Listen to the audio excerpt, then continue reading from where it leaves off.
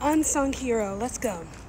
This is another Christian film. This is a biopic, I guess you could say. It's the story of, four king and country's family.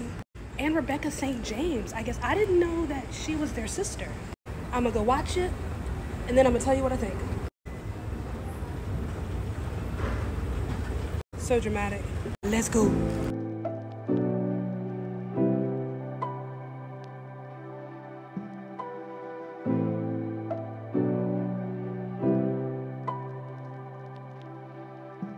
Right. Let's talk about it. So that was Unsung Hero, directed by Richard Ramsey, Joel Smallbone, stars Joel Smallbone, Daisy Betts, Lucas Black, Candace Cameron Bure, and a whole bunch of other people. Completely off topic, but one of my mom and I's favorite movies, Sling Blade, Lucas Black is in that. I swear, he was like the Ashley Judd of child actors. I swear he always had a black eye. And for what? This is about the Smallbone family and their migration from Australia to Nashville, Tennessee, who are the Smallbones for King and Country. So Joel and Luke Smallbone and Rebecca St. James. Now, if you have been following along this year, you know I have beef with Christian films. I'm sick of mediocrity. I'm sick of getting, message high, low quality, where they're all about preaching a sermon and they've completely just abandoned telling a story, where we're getting Christians being portrayed the way Christians want to be seen and not the way they actually are. I'm sick of it. I even said at one point that reviewing Christian movies is almost pointless because the bar is just so low. The standards are so low. It's almost like there's no desire to reach for excellence in Christian filmmaking. That it's getting pointless. I mean, I can't sit around and wait for Angel Studios to put out a banger every couple of months. There are all these other little studios in between that should be doing excellent work. We work for the King of Kings. Excellence should be a requirement, and yet you're not seeing that in Christian film. Now, about Unsung Hero. So like I said, this is a biopic, and a lot of biopics fall into this trap of being episodic, where instead of giving us a plot, a center of gravity of sorts to revolve the story around, a sun, if you will, we're just given a series of events. It's like watching a train. Here's a car, here's a car, here's a car, here's a car. Clearly all of these things link together, but it's just boom, boom, boom, boom, boom. There's nothing really connecting the story. It's just a bunch of just a bunch of bones and muscles, but no real connective tissue. That's a lot of biopics. That was the Bob Marley movie. And then there was another biopic that was kind of like that, but I can't remember one. But the Bob Marley movie was like that. This one, I wouldn't necessarily call it episodic, but there isn't much of a plot.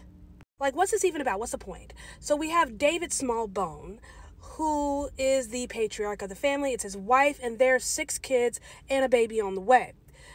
Played by Joel Smallbone, the one of the sons, obviously. And he's a music promoter in Australia. Well, the economy tanks. He loses a whole bunch of money, loses his job, and he's trying to figure out a way to support his family because they're living on the up and up. They have this big house. I'm guessing the kids are in private school. Like, things are just going very well for their family until they hit this really, really big financial roadblock. Well, he comes across this opportunity, but this would require his family to move to Nashville, Tennessee. So they get to Nashville, Tennessee. Well, as it turns out, the job fell through. So now what is the family going to do? And we kind of see this family go from basically living in poverty in this new country to figuring out how to work together to build a life for themselves. And it's beautiful in that respect. But okay, we're just seeing this family go from point A to point B. But what's the story? What are we getting to? And ultimately what we get to is the oldest daughter, Rebecca Smallbone, whom we know as Rebecca St. James. That's her, professional name. Her landing a record deal. I don't feel like I'm spoiling it. We all know, this is the early 90s. At this point, you should know that Rebecca St. James is a recording artist with a record deal. So we know where this is going. Where she ends up with a record deal and, you know, things change for their family, right? But the thing is, like, even though that's where we end up, that didn't seem to be the goal of the plot. It's almost like we're just here to kind of tell you the story of our family. It's almost like it was, like the motion picture version of a testimony. Does that make sense? It's like I was doing this, and that, and then God. Does that make sense? That's basically what this movie is. This, and then God. This, and then God. There is no sun. There is no center of gravity that we would revolve the story around. But this is like a common problem with biopics in general, is that they're so focused on showing us event, that they forget that within those events, there is a story. Just freaking tell it.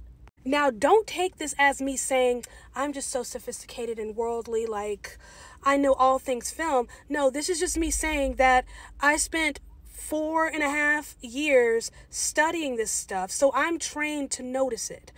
I don't think you'll notice the lack of plot in the movie. I honestly don't think you'll notice. Well, now that I've said it, you'll probably notice. But I think going into it, the fact that there really isn't much of a center of gravity in the story, I don't think you're going to care too much. I think you're really going to enjoy just watching the event.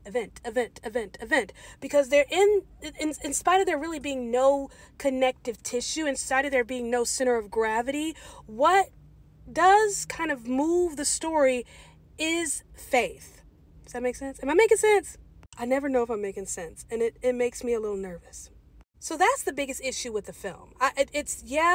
There it is, but honestly, it's not really that big of a deal. Like, we can push that aside for a hot second and talk about other things. What this movie does well in comparison to other Christian films is that we have a quality picture here with an excellent faith message. There is a balance here. That balance is lacking in a lot of Christian films. We've talked about this. This movie has a good balance of quality production, quality message. So this is a story of, faith, humility, pride, obedience. But in spite of the movie lacking a plot, really, there is a heartbeat of the story, and that is Daisy Betts, who plays Helen Smallbone, the mother. I don't know how long it's going to take for a lot of these Christian filmmakers to figure it out, but if you want to make a quality Christian film, center a woman. You had Cabrini that came out in March, Ordinary Angels in February, The Blind in September. The common thread here is that the center of gravity in these films is a woman. Male and female, he made them. We were made in the image of God. We're basically two halves of a whole picture. So there are certain aspects of God's character that men have, and there are certain aspects of God's character that women have. Now, this isn't to say that men aren't nurturing, loving, or merciful, but in a cinematic, metaphorical sense, if you're trying to portray and show these characters of God, get a woman to do it. Again, this isn't to say that men do not hold these qualities. What I'm saying is, the message just comes across clearer. Again, it's all metaphors. I mean, if I had to say, what is this movie about? It's about her. It's about the mother. It's all about how she had to be the glue of the family. Not just that she was, because she was, but how she had to be. And how she had to step into that role of being not just the nurturing and loving mother, but also the backbone that kept his head on straight. It's just a beautiful portrait of being a mother and being a wife. This piece of womanhood that often gets torn apart in film. Outside of all that, it's solid. It's good. I liked it. I've seen quite a few Christian films since the beginning of 2023, and I would say this is top 5 for sure. I mean, quality message, quality production. You can't ask for more. I mean, yeah, that's the bare minimum, and the bar is kind of in hell. But great film. Now, what I said earlier about how Christian films tend to portray Christians the way they want to be seen and not the way they actually are, this really does portray Christians the way they actually are and what it looks like in that faith journey and in that faith struggle. I think especially for men, you're going to find this relatable. What it's like to be the provider and what it feels like to fall short. Again, solid movie though. I liked it.